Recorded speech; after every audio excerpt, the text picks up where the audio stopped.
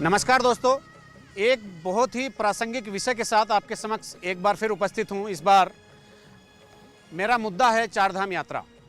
और चारधाम यात्रा उत्तराखंड ने शुरू कर दी है और अभी स्थानीय लोगों के लिए उत्तराखंड सरकार ने चारधाम यात्रा को खोला है। मैं इस पर आपसे बात करूंगा और आपको बताऊंगा कि किस तरह से कोविड-19 के दौरान दुनिया रीस्टार्ट होने की कोशिश में है। लोग अपने जीवन को सामान्य बनाने की जो कोशिश कर रहे हैं, उसी कोशिशों के बीच उत्तराखंड सरकार ने चारधाम यात्रा को संक्षिप्त तौर पर ही सही, सीमित संख्या में ही सही, लेकिन श्रद्धालुओं के लिए खोल दिया है। मैं आपसे इस विषय को साझा करूंगा कि चारधाम यात्रा में कितने लोग कहां से जा सकते हैं और कहां दर्शन कर सकते हैं, क्या क्या उनकी व्यवस्था होगी, सरकार ने क्या व्यवस्थाएं दी हैं और यात्रा को किस तरह से और बढ़ाने के लिए सरकार विचार करेगी और 30 तारीख यानी 30 जून के बाद यात्रा को व्यापक रूप देने के लिए क्या होगा। उत्तराखंड सरकार ने चारधाम यात्रा को संक्षिप्त तौर पर शुरू कर दिया है। यह यात्रा फिलहाल स्थानीय लोगों के लिए खोली गई है। चारधाम यात्रा जिसमें हर साल लाखों श्रद्धालु पूरे देश से जुटते हैं और पूरे भक्ति भाव के साथ चारों धामों में जाकर अपनी साधना पूर्ण करते हैं। अभी समय है, उनके लिए यह फैसला बाद में होगा। फिलहाल स्थानीय लोगों के लिए उत्तराखंड सरकार ने यह फैसला ले लिया है और सीमित संख्या में चारों धामों में श्रद्धालुओं को दर्शन करने की इजाज़त दी गई है। जो हमारा पुरोहित समाज है, वहाँ पर हमारे व्यापारिक संगठन हैं और श्रद्धालु हैं। सरकार को सबकी भावनाओं का ख्याल रख करके निर्णय लेना है। सामान्यतः जो जनप्रतिनिधि हैं, प्रशासन है, उनकी ये राय है कि हमको एक लिमिटेड संख्या में वहाँ पर अनुमति देना चाहिए। और चारधाम बोर्ड भी और राज्य सरकार भी कतई नहीं चाहती है कि किसी भी प्रकार जो है उसका संक्रमण हो, तो उसी को और सभी एहतियात को ध्यान में रखते हुए हमने अभी एकदम सीमित संख्या में ही वहाँ पर अभी जो श्रद्धालु है उनको अलाउ किया है। आप भी जानते हैं कि इसकी पृष्ठभूमि में कोविड-19 का जो कहर है और उसके जो तमाम प्रभाव हैं वो छुपे हुए हैं। जब आपदाएं आती हैं तो यह नहीं देखती कि भक्त अपने भगवान से दूर होंगे या प्रभु को भक्तों के बगैर अकेले ही अपने आसन पर विराजमान रहना पड़ेगा। यह बात चारधाम यात्रा पर पूरी तरह से सटीक बैठती है। हिंदू धर्म शास्त्रों में चारधाम यात्रा का देश भर में ही नहीं, विदेशों में भी अपना एक महत्व है। इस यात्रा में पूरे देश से लाखों की संख्या में श्रद्धालु जुटते हैं और पूरे भक्ति भाव के साथ यहाँ अपना प्रतिभाग करते हैं। लेकिन इस बार ऐसा नहीं है। मार्च में शुरू हुए कोविड-19 के कहर के बाद यात्रा पूरी तरह से प्रभावित हुई। जो यात्रा अप्रैल में शुरू हो जाती थी, वो अभी पूरी तरह से ठहरी हुई है। उत्तराखंड सरकार ने संक्षिप्त तौर पर जिस यात्रा का शुभारंभ किया है वो स्थानीय लोगों के लिए है और स्थानीय लोग गिनती में कितने हो सकते हैं और कितनी उनकी संख्या हो सकती है भगवान के दर्शन करने के लिए, यह आप सभी जानते हैं, तो वो पर्याप्त बिल्कुल नहीं है। अभी 30 जून के बाद उत्तराखंड सरकार एक ऐसा फैसला लेगी कि जिसमें यह तय किया जाएगा कि स्थानीय लोगों के अलावा बाहर के भी लोग क्या चारधाम यात्रा में भाग ले सकते हैं। जो हमारे केदारनाथ जी हैं, यमुनोत्री हैं, वहाँ पर लिमिटेड व्यवस्था है। फिर सैनिटाइजेशन का सवाल है। फिर जो जिन बिस्तर का हम इस्तेमाल करते हैं, वहाँ पर जिन रूम्स का हम इस्तेमाल करते हैं, उनकी भी एक सैनिटाइजेशन का एक सिस्टम वहाँ पर डेवलप करना पड़ेगा। तो कुल मिलाकर सब चीज़ों का अध्ययन चल रहा है और जो जन भावनाएँ हैं, जो वहाँ पर संगठन हैं, उनसे भी बातचीत चल रही है। बहुत जल्दी उसके बारे में निर्णय लेंगे। लेकिन जैसे बद्रीनाथ है, बद्रीनाथ के बारे में एक मोटा जो अभी रिपोर्ट हमारे पास मौखिक रूप से आई है कि हम वहाँ पर अगर हम 2000 की संख्या में लोगों को लिमिट करें तो उसको किया जा सकता है, कोई प्रॉब्लम नहीं है। दूसरी, जो लोग जाते हैं और दर्शन करके लौट आते हैं तो उसमें भी कोई दिक्कत नहीं। से तरह तरह के सुझाव आ रहे हैं और अभी 1-2 दिन और हम सुझावों की इंतजारी करेंगे और फिर उसके आगे की घोषणा करेंगे। तो कई सारे ऐसे श्रद्धालु हैं जो पारंपरिक रूप से उसके आसपास के गांव के जो वहाँ पे अपना हक हकूक़ रखते हैं, जो वहाँ का अधिकार रखते हैं, जाते हैं, पूजा अर्चना दर्शन करते हैं।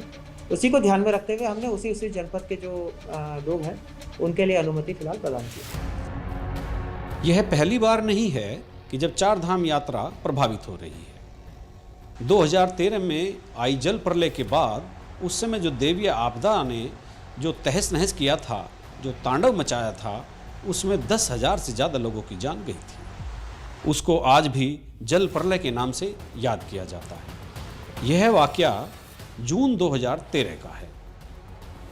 लेकिन इस हादसे के बाद और इस बड़े जान माल के नुकसान के बाद जब 2014 में यात्रा शुरू करनी थी तो सरकार को पसीना आ गया।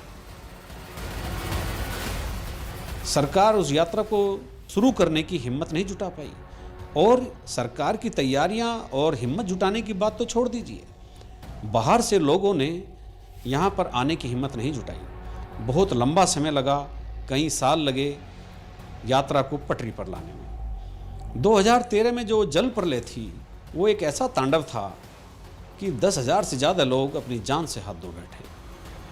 चारों धामों में चीख पुकार मची थी, रेस्क्यू के लिए सेना बुलानी पड़ी, सारी व्यवस्थाएं कम पड़ गई और उसके बाद जो नुकसान हुआ वो पूरे विश्व में एक हाहाकार की तरह था।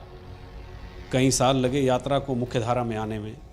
हालांकि इस बार ऐसा नहीं है, बस इतना है कि श्रद्धालु यात्रा से वंचित हैं, लेकिन उनको जान माल का किसी तरह का कोई नुकसान नहीं है। इस बार जल प्रलय तो नहीं है, लेकिन कोरोना महामारी भी किसी प्रलय से कम नहीं है।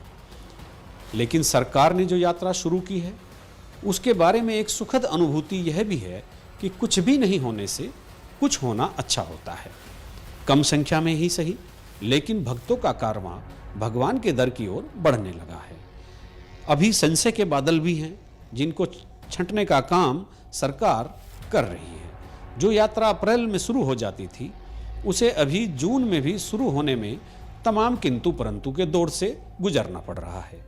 अप्रैल में सबसे पहले गंगोत्री और यमुनोत्री धाम के कपाट खुले। माँ गंगोत्री और माँ यमुनोत्री धाम के कपाट भी उसी तरह से खुले जिस तरह से बाबा केदार और भगवान बद्रीनाथ के कपाट खुले।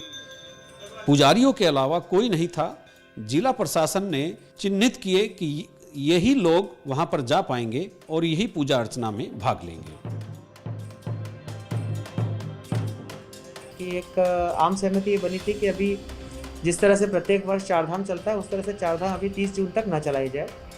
तो उसी को सम्मान करते हुए हमने अभी जो मेन चारधाम है, मेन चारधाम अभी फ़िलहाल 30 तारीख तक स्थगित रखा है और फिलहाल हमने केवल जो वहाँ के हक हकूकधारी हैं और जो अन्य पुजारी पंडे हैं और जो वहाँ के जो लोकल श्रद्धालु हैं, जिस जनपद में जो मंदिर है उसी जनपद के फ़िलहाल श्रद्धालुओं को हमने जिलाधिकारी की अनुमति से वहाँ जाने की परमिशन दी है एक सीमित संख्या में। तो ये संख्या भी हमने वहाँ की जो कैपेसिटी है जिसमें कि सोशल डिस्टेंसिंग और अन्य नॉर्म्स को फॉलो करते हुए जो मैक्सिमम कैपेसिटी है उसको ध्यान में रखते हुए हमने 1200 बद्रीनाथ जी के लिए, 800 केदारनाथ जी के लिए, 600 गंगोत्री जी के लिए और 400 यमुनोत्री जी के लिए, इस तरह से हमने निर्धारित किया है। ये मैक्सिमम संख्या है। इसके अधीन जो जिलाधिकारी अपने स्तर से जो उनके पास आवेदन जनपद से आएंगे उसको देखते हुए उनको अपने स्तर से अनुमति प्रदान करेंगे। हमेशा की तरह 10 तारीख के बाद सीजन को वैसे भी कम हो जाता है वहाँ पे बद्रीनाथ में, और इस बार 10 को खुल रहे हैं तो यात्रियों की संख्या तो बहुत कम रहेगी। दूसरा मेरा ये बोलना है वहाँ पे जैसे लोकल स्तर पे वहाँ पे बामड़ी गांव है, माणा गांव है और लोकल लोग हैं, तो सबका ये कहना है कि यात्रा जो है अभी फ़िलहाल नहीं चलनी चाहिए। अनलॉक 1 जून लास्ट तक जो है यात्रा किसी भी हालत में नहीं चलनी चाहिए, क्योंकि इसमें ऐसा है कि अगर कोई बाहर से माना कोई संक्रमित आदि व्यक्ति आ जाता है और यहाँ पे फैल जाएगा, बद्रीनाथ में फैल जाएगा, तो क्योंकि अगर ठंडा वैसे ऑलरेडी यहाँ पे ज़्यादा है तो ठंड में वैसे ही इसकी काफ़ी लाइफ होती है, तो इस उद्देश्य से यहाँ पे फिर काफ़ी प्रॉब्लम हो सकती है। लेकिन यहाँ पे स्थानीय निवासियों का, होटल एसोसिएशन का, बद्रीनाथ के सारे लोगों का ये मानना है कि अभी सरकार को यात्रा नहीं खोलनी चाहिए और अगर खोल भी दी तो कम से कम अपने डिस्ट्रिक्ट के लोगों को आने जाने के लिए परमिशन देनी चाहिए। फिलहाल ऐसा नहीं है कि चारधाम यात्रा पहली बार प्रभावित हो रही है। 2013 में भी जल प्रलय के बाद 2014 की यात्रा बिल्कुल शून्य हो गई थी और कोई भी श्रद्धालु उत्तराखंड की यात्रा करने नहीं आया था। चूँकि जान माल का जिस तरह से नुकसान 2013 की जून माह की आपदा में हुआ था उसकी भरपाई करना आसान नहीं था। उसमें हजारों लोगों की जान गई, बड़े पैमाने पर जान माल का नुकसान हुआ। तो अब देखने वाली बात यह है कि अभी जो स्थानीय लोगों के लिए यात्रा खोली गई है, उस यात्रा को आगे बढ़ाने के लिए सरकार के पास क्या कार्यक्रम होगा। लेकिन एक अच्छी बात यह है कि जो एक धार्मिक पर्व यात्रा को हम कहते हैं कि एक हिंदू धर्मशास्त्र में चार धाम यात्रा का अपना बहुत बड़ा महत्व है, और अगर ये छोटे ही पैमाने पर सही, कम ही लोगों के साथ सही, अगर ये शुरू हो गई है और कुछ ही लोग अपने आराध्य का दर्शन करने के लिए पहुंच रहे हैं, तो ये भी एक बेहतर बात हो सकती है। और इसलिए इस यात्रा को हमें उस दृष्टिकोण से देखना चाहिए कि something is better than nothing, मतलब कुछ भी नहीं होने से कुछ होना अच्छा है। यमुनोत्री और गंगोत्री के बाद भगवान केदारनाथ के कपाट खुले, उसमें भी तमाम कायदे कानून और नियमों का अनुसरण किया गया और यह देखा गया कि किसी भी तरह से कोविड-19 के नियमों की धज्जियां ना उड़ें। यह एक ऐसा दौर था जब भगवान का दर खोलने के लिए भी इस महामारी के नियमों का पालन करना पड़ रहा था।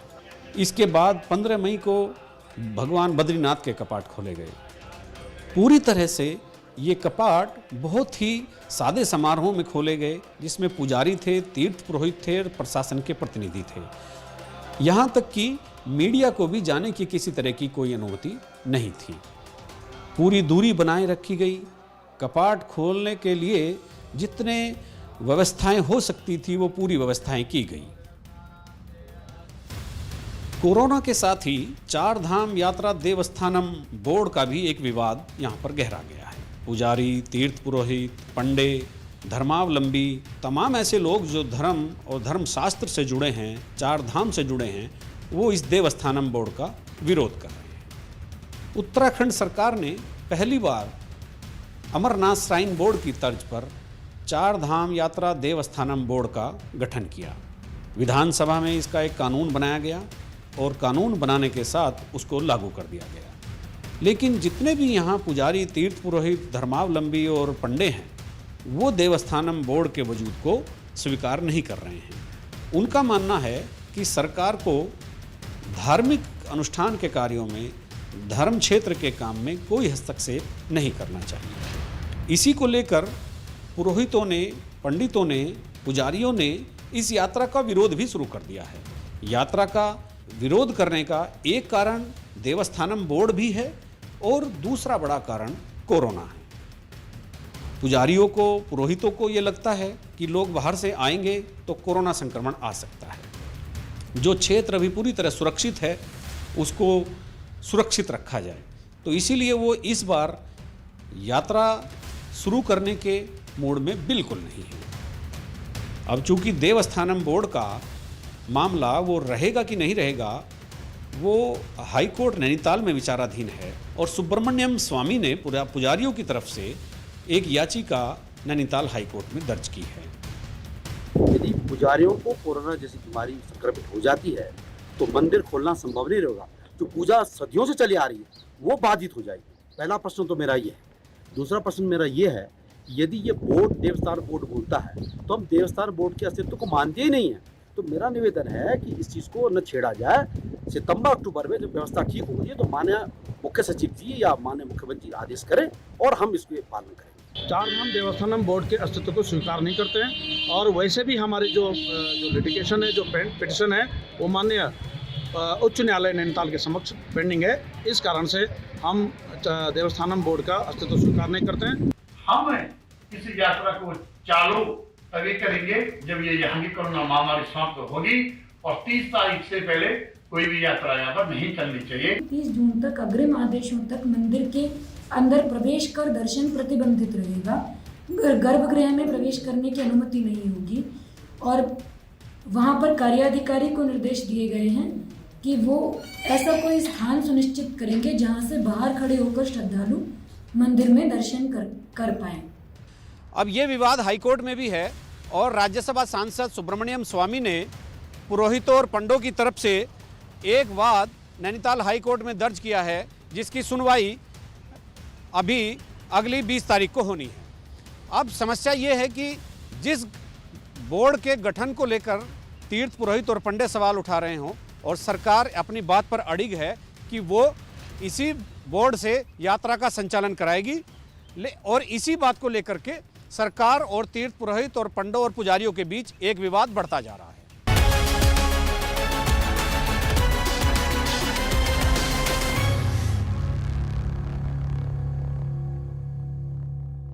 Rajyanama present